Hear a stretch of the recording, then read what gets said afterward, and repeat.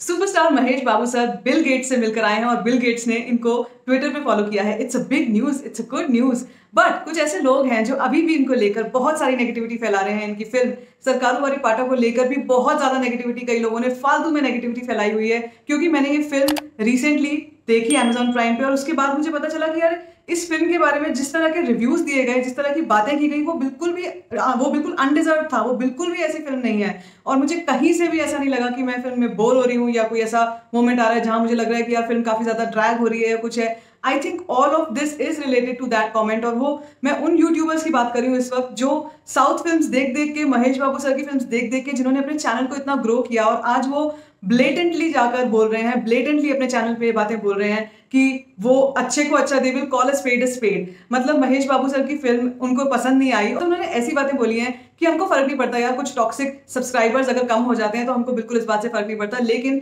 हम किसी बुरी फिल्म को अच्छा नहीं बोल सकते। जबकि it is a wonderful film. मैंने ये फिल्म देखी है और मैं इस फिल्म को जितने भी लोग हैं उनको रेकमेंड करूंगी, क्योंकि ये ऐसा बिल्कुल भी नहीं है। पता नहीं इतनी ज्यादा हेट, इतनी नेगेटिविटी क्यों फैलाई जा रही है। और ये वही लोग हैं जिन्होंने इन्हीं सब्सक्राइबर की बदौलत धीरे धीरे अपने आप को बढ़ाया, अपना चैनल बड़ा किया और आज ये उन्हीं सब्सक्राइबर्स को गालियां दे रहे हैं, कस वर्ड्स यूज कर रहे हैं। That was really really shocking for me कि आप ऐसा कैसे कह सकते हो। और ऐसी फिल्म को जो कि इतनी एंटरटेनिंग है, मासेस के लिए है, लोगों के लिए बनी हुई है और एक बड़े ही इंपॉर्टेंट इशू पे बनी हुई है which is loan repayment. I think it is a very very important issue हमारे फेडरल सिस्टम को लेकर, हमारे इंडियन गवर्नमेंट सिस्टम को लेकर बहुत इंपॉर्टेंट फिल्म है। और इसके बारे में ऐसी बातें मेरे गले नहीं उतरी और मुझे लगा कि मुझे ये वीडियो जरूर बनाना चाहिए और इस टॉपिक को एड्रेस करना चाहिए। सो ऑफिशियली आज मैंने चेक किया है कि एसवीपी ने 200 करोड़ का मार्क क्रॉस कर लिया है, which means it is a mega blockbuster. मतलब नंबर्स की बात की जाए तो भी एक ब्लॉकबस्टर है। अब कहानी की बात कर ले, फिल्म को रिव्यू कर ले तो भी मैं एक एक पॉइंट पर आऊंगी। And I would say that it is a film, it is a wonderfully entertaining film, क्योंकि इसमें कई सारे फैक्टर्स हैं जो मुझे बहुत अच्छे लगे। And that brings me to the review of this film Sarkaru Vaari पाटा।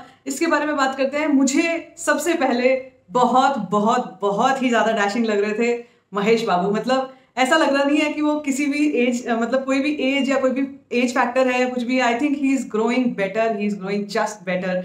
जैसे जैसे उनकी एज हो रही है, he is ageing so well. मतलब क्योंकि सबसे पहले हमारा ध्यान उन्हीं पर जाता है जब एंट्री होती है उनकी, और जिस तरीके से एंट्री होती है I think amazing amazing. Masses movie जिसको कहते हैं ना, प्रॉपर मासेस मूवी है।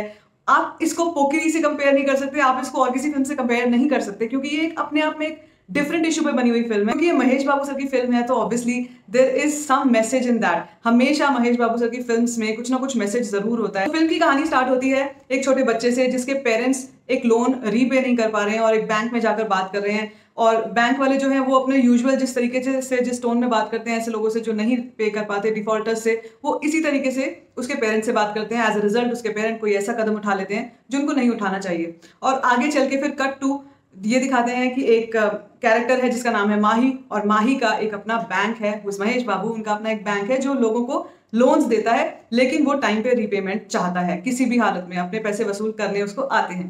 तो ये बेसिक एक लाइन है, स्टोरी लाइन है। और उसके बाद एंट्री होती है कीर्ति सुरेश की। She is looking surreal, she is looking so beautiful. Mahanati में मैंने देखा था फर्स्ट टाइम और उसके बाद मैं अब देख रही हूँ। I am flattered, she is beautiful, gorgeous, बहुत सुंदर लग रही है। और जब वो एक थोड़ा बहुत कॉमेडी का फैक्टर भी साथ में लाती है, थोड़ा सा मतलब बचपना, थोड़ी सी नादानी, तो बहुत ही प्यारी लगती है। तो वो वही चीज उन्होंने इस फिल्म में की भी है। तो आई थिंक वो लव स्टोरी फिर डेवलप होती है और कैसे फिर एक important issue which is loan repayment के बाद कैसे उसी के जो उनकी लेडी लव है, उसी के फादर जो है वो इतने बड़े डिफॉल्टर निकलते हैं, जो कि रियलिटी है, हमारे देश की रियलिटी है। ऐसे बहुत सारे डिफॉल्टर्स हैं जो देश का पैसा लेके, बैंक से ले लेके और भाग गए हैं।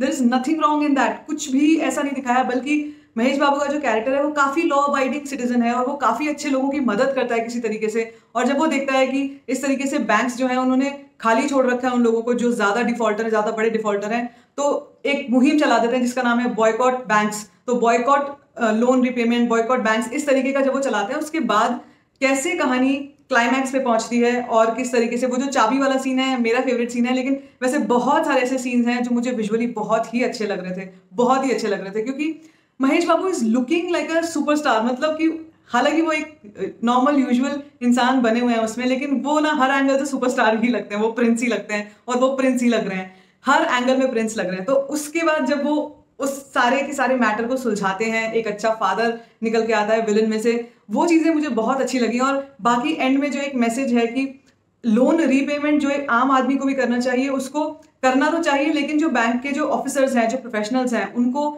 थोड़ा सा एम्पैथाइज्ड रहना चाहिए ऐसे लोगों की तरफ। और फिर एंड में यही पता चलता है कि वो जो बच्चा था जो हमने शुरू में देखा था वो एक्चुअली माही ही है, और माही उसी लेडी की, उसी बैंक ऑफिसर की एक्चुअली हेल्प कर रहा होता है, जिसने उसके पेरेंट्स के साथ बड़े ही अजीब तरीके से पेश आई थी जो बैंक में।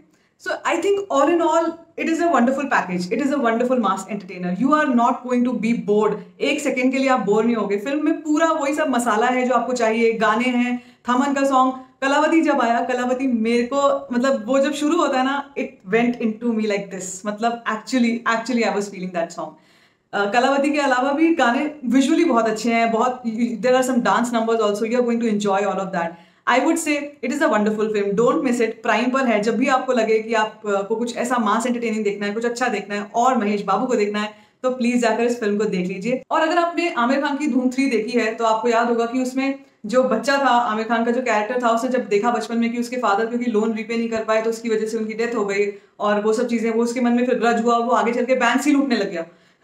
वो चीज के बिल्कुल ऑपोजिट यहाँ पर दिखाया गया है कि अगर बचपन में उस बच्चे के साथ ऐसा हुआ था तो उसने आगे चल के एक लॉ अबाइडिंग सिटीजन बनने का सोचा। उसने खुद एक बैंक खोला और ऐसे लोगों की मदद की और टाइम से अपना पैसा वापस लेने के लिए लोगों को रीइंफोर्स किया, एम्फसाइज किया कि आप टाइम से अपना लोन का जो है रीपेमेंट कर दीजिए।